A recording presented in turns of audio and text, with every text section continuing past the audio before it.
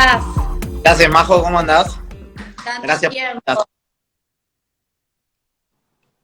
Un placer tenerte acá con nosotros, compartiendo este espacio que impulsamos desde la Fundación para tratar temas que interesan, ¿no? Temas de coyuntura, en este caso, economía argentina, hacia dónde vamos, qué tema que te toca y en qué contexto, pero no me La digas pusiste con nada, la mano, la pusiste con la mano el horario. ¿viste? Terrible, terrible. Calcula. Bueno, Santi, primero, antes que nada, quiero presentarte como corresponde. Vos sos economista y docente de la Universidad de Buenos Aires, también tenés un máster en finanzas en la Universidad del SEMA, sos ¿Mm? consultor, sos además columnista en La Nación, tanto en el diario escrito, en el papel, como en el programa de La Nación Más. Te conocemos todos, te seguimos y te vemos también en la tele todo el tiempo, así que para nosotros es un lujo poder tenerte acá y escucharte, ¿no? Y Bueno, una, gracias. quiero hacer una aclaración antes de dejarte hablar. Este espacio está patrocinado por Partenón, Sociedad de Inversiones y Atenas Construcciones. Son socios que nos acompañan y que, por supuesto, tienen interés en estos temas que nos toca y que nos va a tratar, nos va a tocar conversar con vos, ¿no? ¿Qué momento, Santi? Sí, total, qué momento. Bueno, nada, se acaba de confirmar el cambio de ministro. La verdad que si uno hace un repaso de lo que fueron los ministros de Economía en la Argentina, desde que se creó el cargo formalmente, que fue ya hace más de 70 años, pasaron desde entonces cerca de 62 ministros, con este último cambio. Estamos hablando de un promedio de 380 días, o sea, con lo cual estás hablando un poquito más de un año que dura cada uno en promedio. El que más duró fue Cavallo, el que menos duró fue Capitanich, y ahí estuvieron, bueno, en un periodo 2001, ¿no? Que duraron hasta un día. Y ahora vimos, bueno, Batakis 24 días, en la que una de las renuncias quizás, o de los tiempos que menos duró la ministra. Y claramente tiene que ver con una configuración de gobierno que fue, Guzmán se fue sin demasiado aviso, dijo yo voy a renunciar porque no estoy de acuerdo un poco con lo que se está haciendo, no me dejan accionar, y el gobierno como realmente no tenía alternativa, digo, no, en general cuando uno saca a un ministro, lo que sucede es que automáticamente tiene a quién mete. En aquel momento no, digamos, no tenían a quién meter, y bueno, Silvina Batakis terminó siendo quien agarró. Pero no era el objetivo central del gobierno. El gobierno estaba esperando hacer algo más de este estilo, que ahora va a fusionar tres ministerios: agricultura, producción y economía, van a ser uno solo, y a partir de entonces empezar a centralizar un poco más las decisiones. Creo, Majo, que esto es parte de lo que no sé si te acordás en el gobierno anterior también, digo, cuando las cosas se ponen feas, digamos, la opción que toman los gobiernos es empezamos a reducir ministerios, empezamos a centralizar más las decisiones, y pasó antes y pasará ahora, y si volvemos a expandir los ministerios va a volver a pasar después. Digamos, porque no se pueden tomar decisiones que una vaya para un lado, la otra vaya para el otro, termina descoordinándose y teniendo un Estado que termina siendo bobo, ¿no? Que termina no pudiendo resolver absolutamente nada, ¿no? Entonces, ahora siempre cuando las papas queman es la reconfiguración de los ministerios, achicándolos, ¿no? Y te hago una consulta con este escenario, ¿no? Porque la ministra Batakis se enteró cuando estaba subiéndose un avión para volver a Argentina, ¿no? Previo a haber estado en reuniones con el Fondo Monetario Internacional, con inversores del exterior. Digo, ¿cómo impacta esto, ¿no? De cara a esos actores a los que fuimos a decir algo, a mostrar un estado de situación, una ministra diciendo que tenía todo el apoyo y ahora esto. Sí, yo no me imagino a los del Fondo Monetario Internacional, digo, cada vez que llegan a una reunión hay uno nuevo, es como una cosa espectacular. Ayer Fede Rocco tuiteaba a un amigo que nació su hija hace menos de un mes y ya tuvo tres ministros de Economía, ¿no? Tocó Guzmán, tocó Batakis y ahora Massa. Eso pasa, digamos. El Fondo Monetario Internacional, igual con la Argentina, tiene un caso especial. Digo, hoy el fondo, de los cuales son miembros más o menos 180 países, tiene otorgados créditos a 93 países. Y hay un solo país que le representa casi el 30% del total de los montos que tiene otorgados, que somos nosotros. Entonces, Argentina hoy es un jugador, como si te dijera, socio del fondo, en un sentido que el fondo no puede darse vuelta y decirle, bueno, Argentina defaultió, es un caso que ya no lo podemos continuar, porque básicamente el fondo es acreedor digamos, del dinero de Japón, de Estados Unidos, de Alemania. Entonces, todo eso hace que no se pueda dar vuelta y decir, che, defolteamos y yo no te puedo dar respuesta. Son casi 46 mil millones de dólares, ¿no? Los que están en juego en este momento. Entonces, el fondo de alguna manera va a tener que seguir siendo complaciente con Argentina, no va a darle demasiadas indicaciones, a la espera también de algo, o más fuerte por parte de este gobierno, si es que continúa, o ante un eventual cambio de gobierno del año que viene, que digan, vamos a hacer un programa más fuerte con ese gobierno. Pero hoy la Argentina espera que con estos cambios permanentes y demás, lo que se espera de la Argentina es que haya un nuevo default en 2024, o sea, una nueva reestructuración de deuda en 2024, que lo que haga justamente es reconfigurar los pagos, una quita de los bonos, un aplazamiento de los pagos. Entonces, Argentina nuevamente lo que hoy ve el mercado es que va a defaultear eventualmente de nuevo, ¿no? Y esto es un poco lo que estamos viviendo en este momento de ida y vuelta, en el cual no queda claro, bueno, hacia dónde van. Ahora, para mí la centralización es algo bueno. Yo, digamos, Massa en particular no me genera ninguna expectativa de nada, pero además porque, digamos, ha ido y venido de cualquier manera, cuantas veces quiso. Entonces eso te lleva a pensar que no sabes mucho para dónde va a ir. Pero sí me parece positivo que haya una centralización de las decisiones. Por lo menos para A o por B van a ir, pero van a ir para un lado y por lo menos podríamos esperar que coordinados, ¿no? Ahí recién se anunció que Mercedes Marcó del Pont también deja el cargo, con lo cual ahí va a haber una salida nueva. Veremos quién va, ¿no? Con lo cual está todo medio convulsionado, pero me parece que la lógica termina siendo la misma. Cuando las papas queman, no importa quién esté, hay que centralizar las decisiones y avanzar hacia algún rumbo en particular. ¿Y crees que esto que vos estás destacando de la centralización y los cambios institucionales más allá de las figuras, fue lo que con los anuncios que no estaban todavía confirmados empezó a generar que baje el dólar libre y que suba la cotización de los bonos? Porque viste que se hablaba de efecto rebote o efecto más. Sí, la verdad que es bastante generoso decir. O sea, dos cosas. El piso de los bonos es histórico, o sea, nunca tuvimos precios de bonos tan bajos, así pasó en la crisis de 2001 cuando estábamos muy complicados.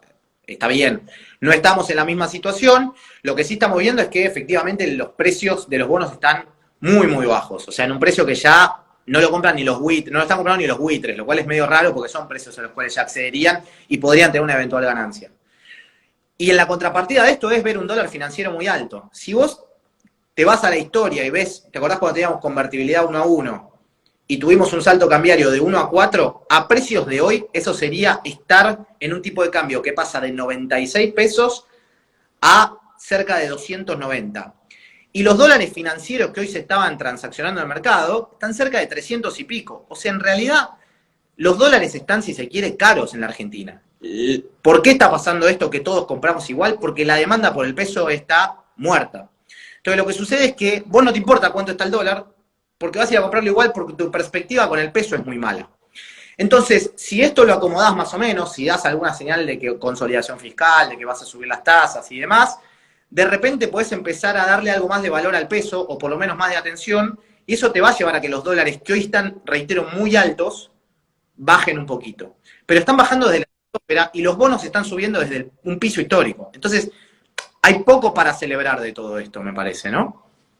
Coincido. Hablemos del dólar. Tenemos 13 cotizaciones hoy en Argentina. Te menciono algunos, vos lo sabés de memoria, pero el dólar contado con liqui, el dólar libre, el dólar Netflix, el dólar soja, y todo esto está generando demandas hasta sectoriales, ¿no? Por ejemplo, se está hablando de un pedido de dólar pyme para representar, bueno, ¿cómo ves esto? Cada vez que haces una medida para un sector, salta a otro sector diciendo ¿por qué a mí no? Y es clásico, digamos, ¿no? Ese es el gran problema de los tipos de cambio diferenciados, que todo el tiempo va a haber puja de sectores pidiendo un tipo de cambio que les sea ideal para el sector, o de préstamos no reembolsables, o de todas estas cosas que permanentemente exigen los sectores productivos cuando hay, digamos, estas complicaciones, ¿no? Ahora van a venir las tasas subsidiadas, vas a ver, digamos, es obvio, una permanente de Argentina que se va a repetir ahora. ¿Y va a haber algún sinceramiento? Porque, a ver, en los hechos ya hay un proceso de evaluatorio, ¿no? Pero se habla de que si se logra tener un stock de reservas, después se puede empezar a generar este proceso ya desde el punto de vista del tipo de cambio oficial, ¿no? Bueno, hoy tenés un stock de reservas netas, que es ahí lo que vos estás mencionando, de más o menos entre 1.500 millones de dólares aproximadamente, según nuestros cálculos. Obviamente eso varía un poco, pero 1.500 millones de dólares. Y para fin de año deberías tener, según lo que te pide el Fondo Monetario, 8.000 y pico de millones de dólares. O sea, tenés que acumular 7.000 millones de dólares de acá en adelante. Está muy complicado. La verdad que es bastante imposible que eso suceda. Yo lo que no creo es que vaya a haber una devaluación del tipo de cambio oficial. Algo que sí tenía muy positivo, vos tenés precios de commodity, digamos, de agro, que te entran muchos dólares. Entonces eso es muy positivo. Pero se encareció el flete a nivel global, los precios de la energía, y Argentina es importadora de energía, están volando. Digamos, tenés una complicación de, bueno, te entran muchos dólares, pero también se te están yendo muchos dólares, y después tenés una brecha cambiaria muy alta. La brecha cambiaria alta hace que yo quiera importar todo a este precio, y que además el que se va de viaje diga, ah, bueno, pago con dólar tarjeta porque después vendo el blue y automáticamente me lo financio con la venta del blue porque está más alto. Entonces, de alguna manera está generando todo el tiempo distorsiones que uno dice, todo lo que puede importar me lo voy a importar. Y las empresas agarran y estoquean porque ven un dólar más barato. Entonces, te está generando un autoproblema por tener una brecha cambiaria tan alta. Pese a que los precios internacionales sean buenos. Entonces, lo que venías teniendo hasta ahora era que te entraban mucho más dólares de lo que se te iban en la parte comercial, y el mes pasado ya empezó a ser al revés, ya empezaste a importar más de lo que exportaste. Y ahí es cuando se enciende una alarma de decir, che, este tipo de cambio va a servir, va a aguantar, y yo creo que acá empezaron a tomar las medidas. Fíjate que ahora tomaron una medida para lo que es el financiamiento de las tarjetas, más de 200 dólares que gastes si no lo pagás en tiempo, vas a estar financiándolo a una tasa más alta. Subieron la tasa de interés en pesos para que haya menos atractivo por tomar crédito y dolarizar. Bueno, y todas medidas que se dieron cuenta que este tipo de cambio así demasiado no estaba funcionando. Yo creo de todas maneras que el gobierno, si no tiene demasiada confianza detrás, que es lo que está pasando, no va a hacer un salto del tipo de cambio oficial de shock, digamos, va a ser de a poquito, como está haciendo ahora, 5% todos los meses, tratando de evitar un salto de shock, porque ellos dicen, si llegamos a septiembre, los precios de la energía, digamos, la salida de dólares por la energía baja, entonces no vamos a tener necesidad de tener que hacer una devaluación y de comprar mucho más dólares. Yo lo que creo es que eso no va a pasar y que van a estar bastante presionados a generar un salto cambiario más alto. Pero la estrategia de ellos va a ser, no devaluemos, vamos de a poco, vamos de a poco. Si alguien pide muchos dólares, le cerramos el grifo. Si veo que me estoy yendo por otro lado, cierro otro grifo. Entonces, de alguna manera están tratando de que no se le vayan los dólares, no por un aumento del tipo de cambio, sino por poner más cepos cambiarios. Y es un poco la lógica general de todo este régimen, que genera lo que vos decís, 16 millones de tipos de cambio, más impuestos sobre los tipos de cambio, tratar de buscar alguna manera, alguna salida para no perder dólares, y en eso estamos, ¿no? Entonces ahí empieza la tensión de los sectores. Hay una opción B, que yo no sé si se está barajando, en algún momento lo estuvo, que es hacer un desdoblamiento cambiario formal. O sea, que el financiamiento de las empresas que tienen con el exterior no se lo vayan a comprar los dólares al Banco Central para pagar sus deudas, sino que directamente vayan a un tipo de cambio financiero que lo compren en el mercado. Lo que puede pasar también es que a los turistas les digan, escúchame, yo no te voy a vender más pesos para que vos lo compres con tu tarjeta y yo lo te voy a comprar en dólares, pues me sacás el oficial, sino que te mando a un tipo de cambio financiero. Entonces automáticamente dejás de perder dólares por lo que te piden las empresas para deudas financieras y dejás de perder dólares por el turismo. Esa sería una opción que al gobierno le ahorraría cerca de 4.000 millones de dólares y le permitiría aumentar la reserva. Pero vamos a ver si lo van por ahí, ¿no? Tienen que largar decretos y todo lo demás que todavía no parece estar muy analizado. De hecho, acaba de estar el cambio y estamos viendo quiénes van a entrar, ¿no? Claro. A ver, profundicemos algunos de los puntos que vos mencionaste.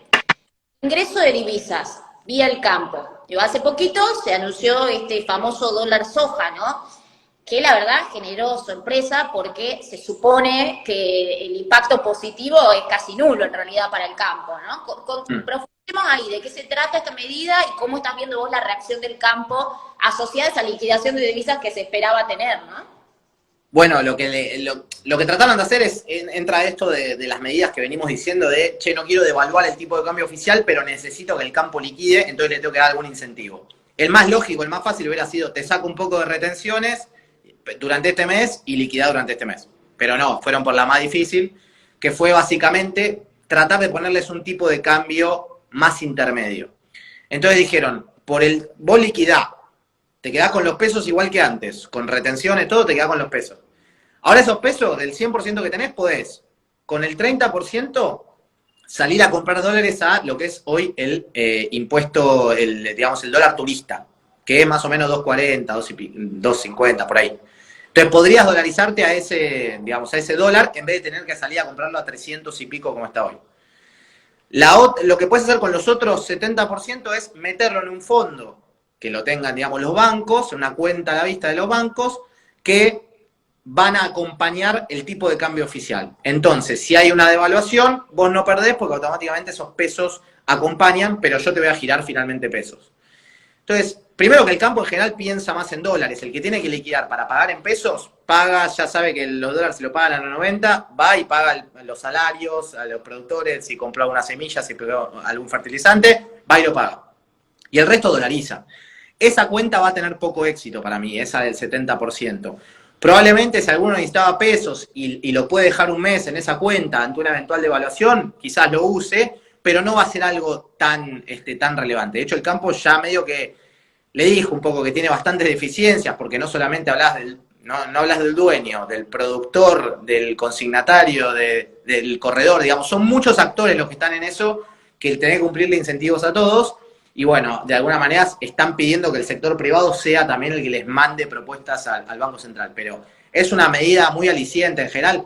Reitero, los tipos de cambio múltiples no existen en el mundo. Se tiende a tener un tipo de cambio unificado, en el peor de los casos tener esto que yo te decía, un desdoblamiento formal, pero no puede haber un tipo de cambio para cada persona y que yo te diga, Majo, a ver cuánto ganás, dame tu quill, bueno, tu dólar es este, digamos, no, vamos a terminar en eso y no existe, ¿no? Claro, claro. Y hablemos del cepo, una estrategia ya muy conocida, ¿no? Acá en Argentina, que en el pasado no dio resultado y yo no creo que tampoco lo vaya a dar ahora. Pero este anuncio puntualmente que se dio respecto a las tarjetas de crédito y al tema del dólar, ¿no? Asociado a esto y a los consumos por encima de los $200 por mes. Expliqué, porque hay mucha gente que acaba de recibir la noticia, por ahí está en el exterior, digo, y no sabe qué significa esto de ahí lo que te están diciendo es, básicamente, si vos consumís en tu tarjeta de crédito por más de $200, que serían el límite del solidario, o sea, si vas por fuera del solidario, y no pagás durante ese mes porque tenés que, digamos, tu tarjeta quedaste impaga, entonces tenés que pagar más de esos dólares, por supuesto que gastaste 400, te quedaron 200 que no pagaste, eso te lo van a cobrar un interés mucho más alto, que va a ser una tasa efectiva, digamos, de cerca del 90%. Entonces, van a intentar que vos, si hiciste algún pago, lo canceles inmediatamente para no tener que estar financiándote dólares. De alguna manera te quieren complicar un poco más, si vos te vas afuera, que trates de pagar con débito o que directamente uses tus dólares, ¿no? Esa es un poco la diferencia. Pero reitero, si vos tenés una brecha en la cual, digo, lo que pasa con el turismo en general, primero hubo una restricción, que fue, los pasajes en cuotas ya no van a ser más en cuotas, entonces lo tenés que pagar de una. La gente que hoy en Argentina puede pagar un pasaje de una es gente que sí o sí ya estaba dolarizada. O sea, te lo canto. Entonces, es gente que ya piensa su viaje en dólares. Entonces, si va después a hacer un viaje al exterior y se lo están dejando financiar con pesos más baratos, esa persona usa todo con tarjeta porque sabe que después el otro dólar va y lo liquida en pesos en una cueva y paga la tarjeta con esos pesos y se queda con una diferencia. Entonces, reitero, volvemos a caer en lo mismo, pero no te va a servir cualquier estrategia de estar regalándole pesos a las personas que ya estaban dolarizadas, que en general son los turistas. Y ahí tenés una contrapartida de esto, que es los que vienen a la Argentina. Vos tenés una cuenta ahí que el Banco Central podría comprar dólares de gente que viene de afuera. Soy alguien de Estados Unidos, vengo, te compro algo en dólares, hago que, digamos, se pase al tipo de cambio oficial y al Banco Central le entran dólares y podría comprarlos. Ahora, ¿qué está pasando? El que viene de Estados Unidos, en vez de decir, che, pago con mi tarjeta de crédito, y vos me lo especificás a un tipo de cambio de 130 como está hoy, se avivaron, o los avivaron, y le dijeron, no, quédate con el cash, quédate con los dólares, cambiarlos en una cueva, el Banco Central no ve un solo dólar, y el turista tiene el triple o el doble, si querés, de lo que podría haber tenido, de lo que tendría si está la tarjeta. Entonces, no te entra ningún dólar por más que vengan turistas a la Argentina, y los turistas argentinos aprovechan la brecha cambiaria para justamente salir a gastar y aprovechar ese margen. Entonces le está subsidiando pasaje a quienes se van desde acá y no estás dejando que entre prácticamente ningún dólar. Tremendo. Todo distorsión en esta Argentina. Santi, vos mencionabas también, y lo voy a poner en términos más abruptos, ¿no? Pero la sangría de dólares producto de los subsidios que tenemos a la energía, ¿no? Y los precios en realidad del petróleo, del combustible, que a nivel internacional aumentaron y que nosotros como tenemos que importar, digo, nos representa nos genera un agujero fiscal, por decirlo brutamente. En ese sentido, ¿cómo estás viendo la segmentación de tarifas que está implementando el gobierno nacional? Bueno, la verdad que la segmentación de tarifas, hacer política social con tarifas no es, digamos, lo más lógico. Colombia tiene algo parecido a un fondo de segmentación y demás. Argentina en general debería tender a que todos paguen lo que consumen y que los que necesitan se les hagan transferencias monetarias más grandes o que vayan a la tarifa social. Ese sería un poco un esquema que no sería tan distorsivo, ni que todos tenemos que andar llenando formularios, pensar que van a tener que analizar los formularios de 8 millones de hogares, con lo cual va a ser un trabajo enorme para el Estado y probablemente poco efectivo también. El ahorro no va a ser tal. Entonces, de alguna manera, vos deberías habilitar, digamos, subirle a todos lo que les corresponde y que eventualmente tengan un formulario para que efectivamente puedan utilizarlo, digamos, llenarlo quienes lo necesitan para recibir un eventual subsidio. Hay algunas políticas, por ejemplo, con el tema del transporte, que si vos usás, que esto también se usa mucho en el mundo, pero que si vos usás el transporte en un determinado periodo de tiempo, usás el tren, después vas al subte o después vas al colectivo, la tarifa va bajando permanentemente porque hay un traslado de las personas quizás con menos recursos hacia los centros urbanos en horarios de alta movilidad, digamos, por trabajo. Entonces eso tiene un sentido de suceder, ¿no? Que le va de alguna manera tratando de abaratarle el viaje a esas personas, pero en general cuando haces un viaje debería valer lo que tiene que valer, porque si no hay un traslado de riqueza muy grande. El tema de los subsidios energéticos o subsidios al transporte así cuando son para un viaje, no con estos esquemas, es que en realidad está generando una transferencia de ingresos muy grande de las personas que podrían pagarlo, que eventualmente no lo están haciendo, que se lo están subsidiando a todos, y es un subsidio plano para todo el mundo, para el que lo necesita y para el que no lo necesita. Y con la energía tenés un punto más, porque vos, por estar subsidiado el colectivo, no vas y te tomás 700 colectivos, digamos, no es muy divertido hacerlo. Pero la luz de repente, si podés tener el aire prendido, la tele prendida, las dos luces prendidas, y no te afecta porque no te cambia nada, no solamente estás financiando, digamos, con mayor emisión en la cuenta de subsidios, sino que la estás autoincrementando. O sea, vos te estás generando el propio problema de la electricidad porque la gente no tiene noción de lo que cuesta. Entonces, de alguna manera, fomentás el consumo, no solamente, digamos, no tiene injerencia, digamos, tiene injerencia en las cuentas fiscales por lo que se usa, sino que fomentás más ese uso y no tener idea de lo que saben las cosas, ¿no? Entonces, el tema de los subsidios tarifarios tiene esa complicación. Primero que es un subsidio muy, muy pro rico, tanto de transporte como el de energía, y sobre todo que todavía sos importador. Entonces, en el peor momento llegaste a importar 8.000 millones de dólares y este año, si los precios de la energía siguen así, vas a irte a importar cerca de 10.000, 11.000 millones de dólares, lo cual es un montón de plata. El gasoducto que nos permitiría exportar sale 4.000 millones de dólares y nosotros vamos a importar energía por cerca de 10.000 millones de dólares, 11.000 millones de dólares. Un delirio, podríamos hacer 2 gasoductos. Con lo cual, estas inconsistencias del corto plazo nos llevan a que ahora estemos pagando mucho más esas consecuencias, ¿no? Sí. Bueno, y hablamos del plano fiscal y no puedo no mencionarte asociado a esto, vos mencionaste la emisión recién, ¿no? Yo asocio la emisión a inflación automáticamente. Se está estimando que supere el 90%, ¿no? Anualizada, la gente lo está viviendo. ¿Cómo haces un análisis respecto a esto, respecto a lo que se viene en materia de inflación? Sí, bueno, a ver, la inflación está complicada, el dato de julio va a ser bastante malo, va a estar entre 7 y 8%, dependiendo un poco los números que se vean, con lo cual ya te va a ser una inflación muy elevada para los primeros 7 meses del año. Y lo que se está esperando es un poco eso, lo que vos decís, una inflación más cercana al 80 y pico por ciento, 90 para fin de año, lo cual es un montón.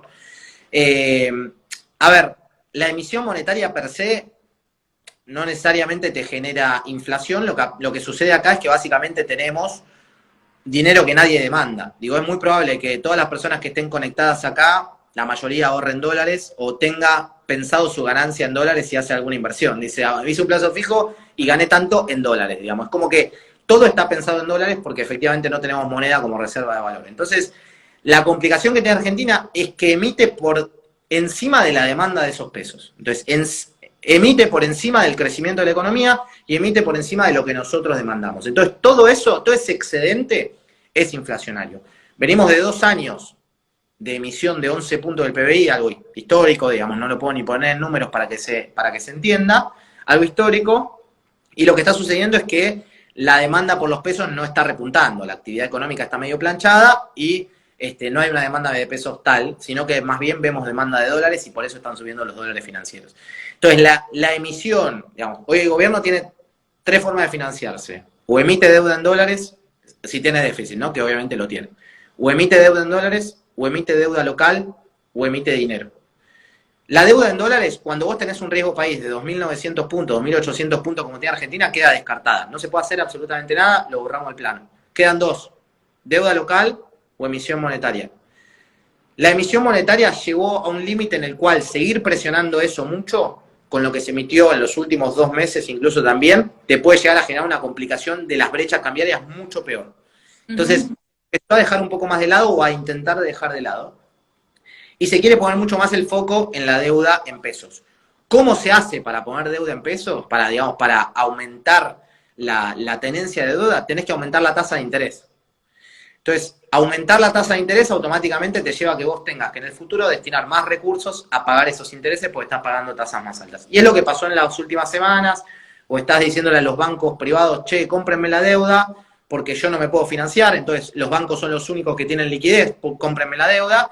Y ya tuvimos un problema en los 2000, cuando la única estrategia que tenía el gobierno era, tenemos que colocar deuda y el privado, el banco, es el único que compra, ¿no? Entonces llenaste de papeles de títulos públicos a los bancos, y eso es un problema, porque si defaultea el sector público, automáticamente le trasladás la crisis a los bancos privados.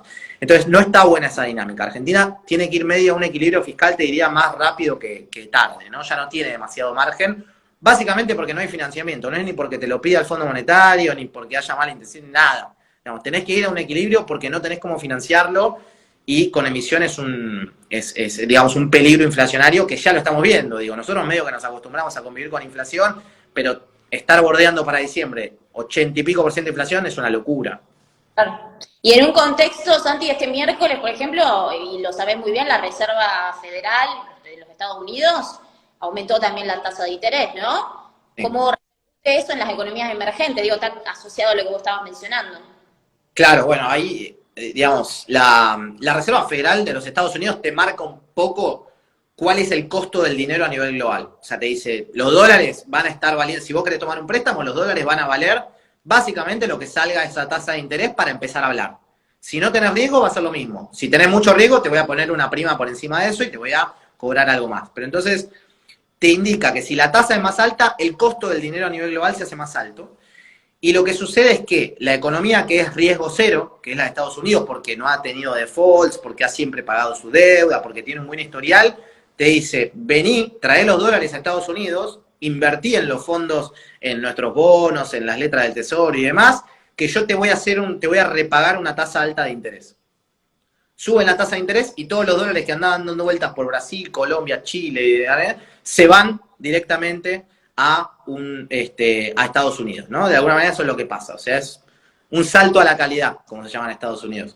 Entonces, de alguna manera lo que empieza a pasar es que vos tenés que subir las tasas de interés de tus economías locales para decir, che, necesito que vengan dólares para acá, mi única opción es subir y hacer algo más atractiva la tasa de interés y que vengan efectivamente más dólares a la Argentina. Entonces, te complica que hayan subido las tasas de interés y subieron mucho, digamos, fue en montos que se hizo, en la velocidad que se hizo, la suba de tasa de interés más alta desde los años 80 aproximadamente, con lo cual te da a entender de alguna manera que vienen con una velocidad muy rápida. ¿Por qué? Porque le tienen miedo a la inflación.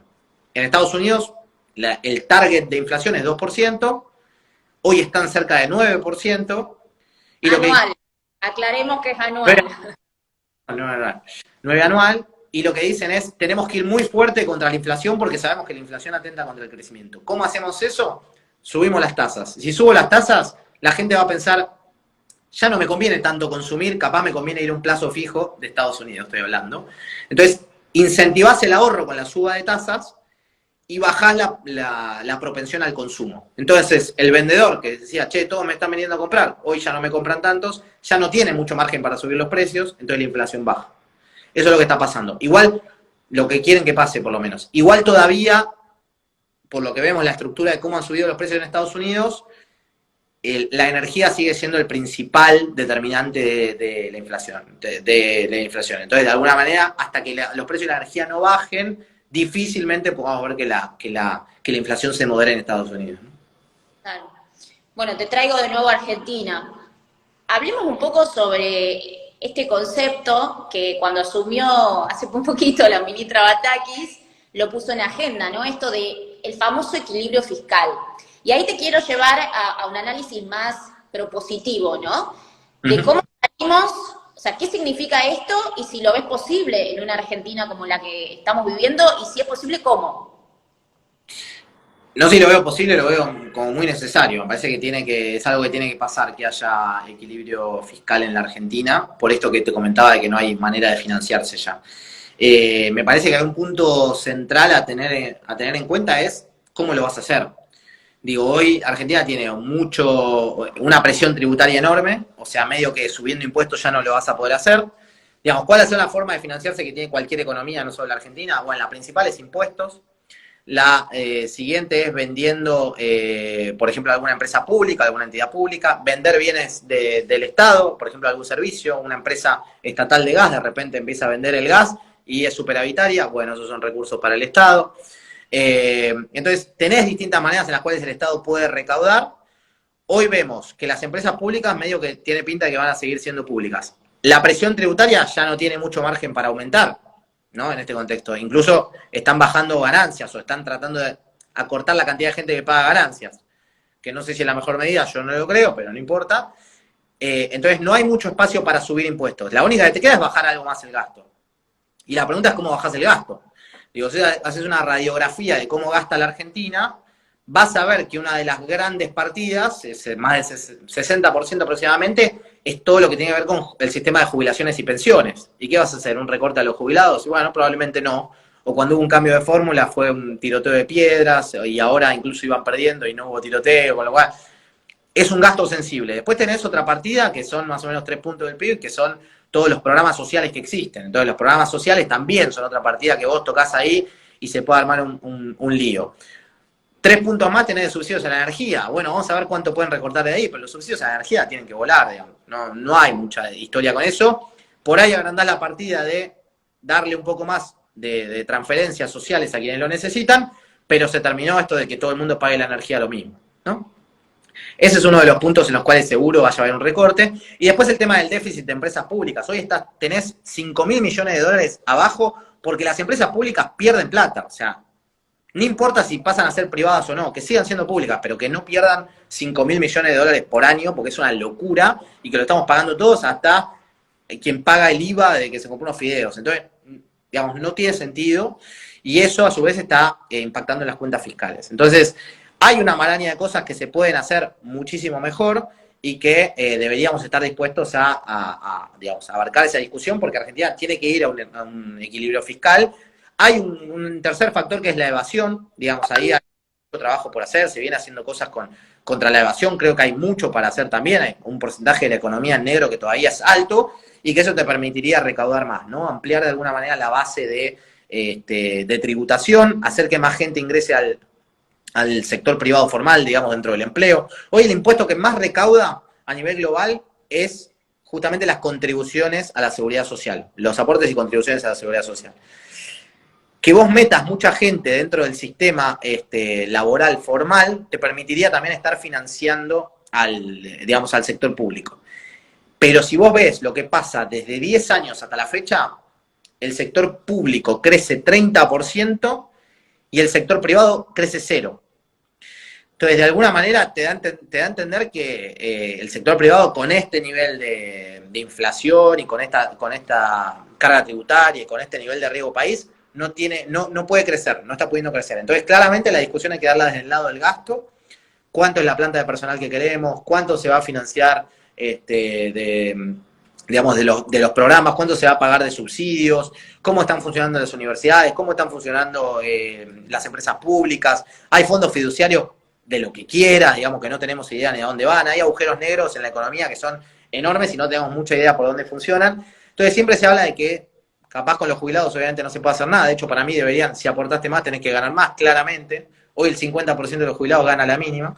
Pero lo que sí tenés es que estás perdiendo por agujeros por todos lados, de otros lados, ¿no? Entonces, de alguna manera deberías tender a cerrar esos agujeros para poder pagarle mejor a, por ejemplo, secretarios que dediquen la vida directamente a estar ahí adentro, a los jubilados. Entonces, hay una mala distribución del gasto que te está haciendo tener que pagarle obligatoriamente peor a otras personas y lo que no podés recaudar lo pagás con más inflación. Tal cual. Bueno, y una mala calidad de gasto, ¿no? Y una Distribución, calidad, y nivel nacional, provincias y municipios también, ¿no? Como parte no, de... te lo meto en todo, digamos. De hecho, si vos ves el empleo público, el gran tema son las provincias, no es tanto la nación. Vos tenés provincias que no tienen incentivos a recaudar ni a ser productivas, porque el 80% de la recaudación les viene de la nación.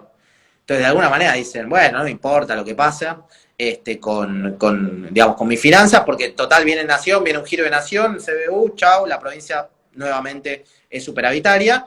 Y lo otro que sucede también es el empleo público. El empleo público viene volando en las provincias, volando. Y ahí tenés el registrado formal y el que factura, que también es la nueva moda de contratación, que es, bueno, no te meto dentro de la planta, pero te hago facturar. Y automáticamente mucha gente depende del Estado y sobre todo del provincial, ¿no? Entonces hay poco incentivo digamos, a que sean provincias productivas. Estoy hablando del general, obviamente hay provincias que tienen mucho para dar y vienen muy bien, pero digo, en genérico la lógica es no hagas nada que Nación está. Y eso hace que Nación sea mucho más deficitaria también, generando un problema en las provincias y a la recaudación, que tenemos impuestos pésimos, como por ejemplo el impuesto a los ingresos brutos, que es un desastre, y lo cobran todas las provincias, inexplicable, porque va en contra de la producción, digo, no existe. Lo que es. No. Si acá no se escucha alguien, va a estar a favor seguramente de eso. Que lo triste es que en 2017 se había afirmado que eso vaya a cero o que tienda a cero en casi todas las categorías y se dio vuelta y automáticamente está nuevamente en vigencia, lo cual es un delirio total y está en niveles altísimos. Tal cual. Bueno, Santi, sabemos que tenés una agenda súper agitada y te vamos a ver seguramente en un ratito en la tele con todas estas novedades. Lo que te pido para hacer un cierre es que dejes una reflexión sobre este contexto y sobre qué esperar, ¿no? Esta pregunta que hacíamos en el título de ¿hacia dónde vamos? Algo así como para dejarles un resumen y una reflexión a los que nos están escuchando. Me encantaría ser más positivo de lo que quizás voy a hacer. No estoy tan positivo en el corto plazo. Creo hoy que Argentina está viviendo un problema de mucha credibilidad. Digo, gente que está buscando afuera hacer negocio, gente que desde jóvenes que se quieren ir hasta grandes empresas que están buscando afuera cómo directamente posicionan sus servicios en el exterior. Tiene que ver con la brecha cambiaria, tiene que ver con la inflación, o sea, en el corto plazo no, me parece que esto se va a tender a profundizar. Digo, más inflación, un dólar que se puede calmar durante unos días sin dudas, pero si seguimos con la alta inflación vamos a tener brechas todavía más elevadas, excepto que haya un cambio radical ahora con este nuevo, digamos, con Massa al frente y demás, que es una incógnita por el momento, pero me parece que la tendencia es más a la profundización de algunos desequilibrios que obviamente nos van a afectar a nosotros, pero creo por el otro lado que Argentina tiene, si ordenamos más o menos las cosas que venimos comentando en este vivo, tiene mucha potencialidad. Entonces, creo que hay mucho camino por recorrer y por mejorar, pero tenemos una ubicación geográfica que sabemos que es algo más complicada porque está al sur, pero tenemos todos los climas, tenemos tenemos montaña, playa, tenemos litio, tenemos energía, tenemos, digamos, un país potencialmente muy rico. Si no hacemos las cosas bien no seremos ricos, pero efectivamente creo que hay un foco puesto en que el mundo hoy, en medio de esta guerra Rusia-Ucrania, va a demandar ciertos productos que la Argentina produce, como ya está pasando con el agro, está pasando con la energía, solamente que no somos proveedores. Entonces hay ciertos puntos como el litio, los granos, digamos, agrícolas, la biotecnología detrás de eso, la energía y todo lo que se puede hacer con la refinería, que hay muchísimos sectores porque Argentina pueda explotar mucho más de lo que está, con lo cual soy medio negativo en el corto plazo, sí, pero creo que Argentina tiene mucho por crecer si más o menos la política se acomoda un poco. Y mucho talento como el tuyo. Te agradecemos mucho, Santi. Gracias por esta charla. Y bueno, te esperamos pronto por Tucumán. Dale, me encantaría. Te mando un beso enorme. Gracias. Gracias. Chau, chau.